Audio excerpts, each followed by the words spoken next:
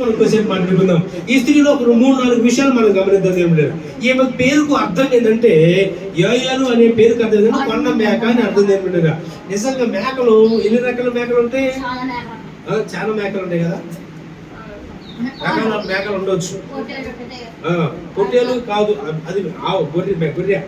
మేకలు నార్మల్ గా మనం చూసే మేకలు వేరు, ఏమంటే పొట్టేలు మేకలు వేరు, కొండ మేకలు వేరు. తేడా ఓకేనా? మేకల యొక్క స్వభావ లక్షణం ఏంటంటే అసలుకి ఈ మేక ఎప్పుడు కూడా తినే తిండి ఏదైనా కానీ పైపైన చూసుకొని తింటదండి. గొర్రె అయితే కింద తల ఉంచుకొని తింటదేమో కానీ మేక మాత్రం పైపైన ఆ చెట్ల మీద ఆ చేపల మీద తిరుగుతా అట్లా తల పైకెత్తే బ్యాచ్కి సాదృశ్యం అన్నట్టుది. ఓకేనా?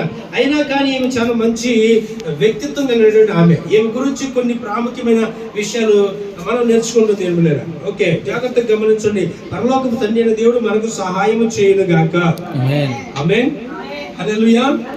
ఇక్కడ జాగ్రత్తగా మనం పరిశీలన చేస్తే దేవుళ్ళరా, ఇశ్రాయేలు ప్రజలు దేవుని దృష్టికి దోషులు అయినప్పుడు దేవుడు ఎవరో ఒక రాజుకి దేవుడు అప్పగించేవాడు. ఓకేనా? శత్రువులకు అప్పగించేవాడు. ఆ శత్రువు పేరు ఏంటంటే రాజు అయిన యాబీను. 2వ వచనంలో రాయబడింది, యెహోవా హాసోరు అనే ప్రాంతంలో ఆ ఏరు కనాను దేశపు రాజు అయినటువంటి యాబీను చేతికి వారిని అప్పగించాడు. ఎవరిని అప్పగించాడంటే ఇశ్రాయేలు ప్రజలను అప్పగించాడు. గుర్తుపెట్టుకోండి. అంటే దేవుని మాట ఎవరైతే వినలేకపోతారో ఇశ్రాయేలు ప్రజలు, దేవుని మాట ఎప్పుడైతే వినకుండా పెడచోని పెట్టారో శత్రువులు లేపేవాడు దేవుడు. ఆ కాల సమయంలో కనాను రాజు అయినటువంటి యాబీను అనే ఆయన దేవుడు లేపాడు. లేపినప్పుడు వాళ్ళందరూ వచ్చి ఇశ్రాయేలు ప్రజల్ని ఏం చేశారంటే దరిదాపుగా ఎన్ని సంవత్సరాలు? 20 సంవత్సరాలు. అతడు 20 సంవత్సరాలు ఇశ్రాయేలుని కఠినమైన బాధ పెట్టిందంట. 3వ వచనంలో 4వ లైన్లో రాయబడింది చూడండి బైబిల్లో నుంచి.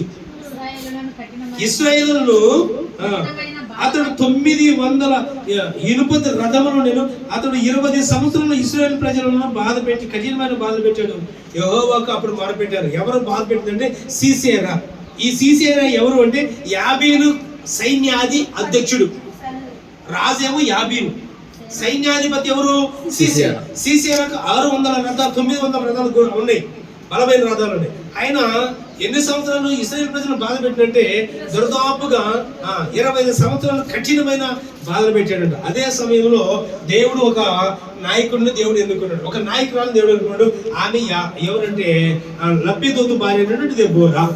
ఓకే, ఈమె దెబోరాను ఎంచుకున్నాడు. ఆమె ప్రవక్తిగా ఉంటూ అనేక మంది ఇశ్రాయేలు ప్రజలను తీర్పులు తీరుస్తూ న్యాయమైనటువంటి దేవుని మాట ప్రకటిస్తూ సత్యమైన మాట ప్రకటిస్తూ దారి తప్పిపోయిన ఇశ్రాయేలు ప్రజలందరూ మళ్ళీ దేవుని దగ్గరికి తీసుకురావడానికి ఆమెను దేవుడు ఏర్పాటు చేసుకుని వాడుకున్నాడు. ఓకే, దేవునికి మహిమ కలుగును గాక. ఈ స్టోరీ అంతా తెలిస్తేనే మీకు ముందు స్టోరీ ఏదో తెలుస్తుంది. అయితే ఆ కాలంలో ఈ లబ్బిదోతు భార్య అయినటువంటి దెబోరా ఏం చేసిందంటే ఎవరిని పిలిచిందంటే ఒక వ్యక్తిని పిలిచింది. అతని పేరు ఏందయ్యా అంటే, చదువుతారు ఒకసారి వాక్యాన్ని. 2వ అధ్యాయంలో 8వ వాక్యం చదవాలా. న్యాయాధిపతుల గ్రంథము 4వ అధ్యాయం 8వ వాక్యంలో, బారాకును నీవు నాతో కూడా వచ్చి కదా నేను వెళ్ళేదనని కానీ నీవు నాతో రాని నేను వెళ్ళానని ఆమెతో చెప్పగా. ఇంకొక మాట కూడా చదవాలి, చూడండి ఒకసారి. 6వ వచనం, ఆమె నఫ్తాలి కేదేశంలోని అభినోయమ కుమారుడైన బారాకును పిలిపించి అతనితో ఇట్లా నేను ఎవరు పిలిపించింది?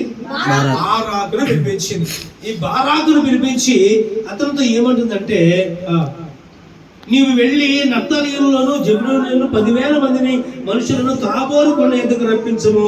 నేను నీ దగ్గరకు యాబీను సేనాధిపతి సీసేరాను అతని రథములను అతని సైన్యములు కీషుని ఏటి ఎద్దుకు కూర్చి నీ చేతికి అతనిని అప్పగించదనని ఇశ్రాయేలు దేవుడు యెహోవా సెలవిచ్చి ఉండలేదా అని దెబోరా చెప్పగా. చాలు, దేవునికి స్తోత్రం చెప్పండి. హల్లెలూయా. జాగ్రత్తగా గమనించండి. ఈ దెబోరా ఎవరిని పిలిచింది? బారాకును పిలిచింది. అయ్యా, నువ్వు చెప్పాల్సిన వాక్యం ఏమో యోయేలు అన్నావు, చెప్పేదేమో దెబోరా గురించి చెబుతున్నావు అని చెప్పేసి అనుకోవచ్చు.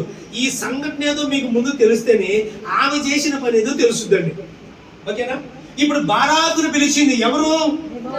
దెబోరా. బారాకును దెబోరా పిలిపించి